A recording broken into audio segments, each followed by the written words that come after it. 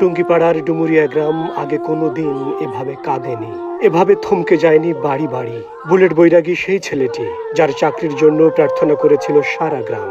Bullet সেই ছেলেটি যে বিশ্ববিদ্যালয় থেকে বাড়ি ফিরলে পাড়ার ক্রিকেট প্রেমী ডানপিটে কিশোর টুর্নামেন্টের আয়োজন করত। কুমিল্লায় সেই বুলেটকে প্রাণ দিতে হলো চাকরির ১.৫ বছরের মাথায়, চতুর্থ বিবাহবার্ষিকীর ৩ দিন আগে, একমাত্র পুত্রের প্রথম জন্মদিনের ২ দিন আগে। জীবন এমন নাকি বাংলাদেশের মানুষের জীবন এমন? খুব কষ্ট করে লেখাপড়া শিখে চাকরি নিয়েছে।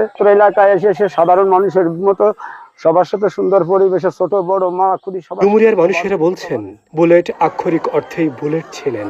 মেধায় চেহারায় অতুলনীয়, সুঠাম দেহ, এক পলকে মনে হবে সিনেমার নায়ক। ক্লাসে কোনো দিন দ্বিতীয় হননি। বুলেট বৈরাগীর এমন মৃত্যুতে মানসিক অস্থিরতায় ভুগছেন তার পরিচিতরা। গ্রামের প্রতিটি বাড়ি এতটাই স্থবির যে এমন ছেলেকে হারানোর শোক ১০০ বছরেও মুছবে না। এটি তথাকথিত কোনো ক্রাইম নয়, এটি এমন একটি আয়না যেখানে দেখা যায় রাষ্ট্রীয় নিরাপত্তার ভঙ্গুরতা, প্রশাসনিক প্রতিক্রিয়ার সীমাবদ্ধতা এবং মানব জীবনের নিদারুণ অবমূল্যায়ন।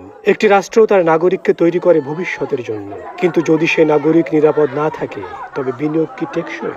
বুলেট আর ফিরবেন না, কিন্তু প্রশ্নগুলো থেকে যাবে, আর সেই প্রশ্নগুলোর উত্তর খোঁজাই হয়তো এখন সবচেয়ে জরুরি।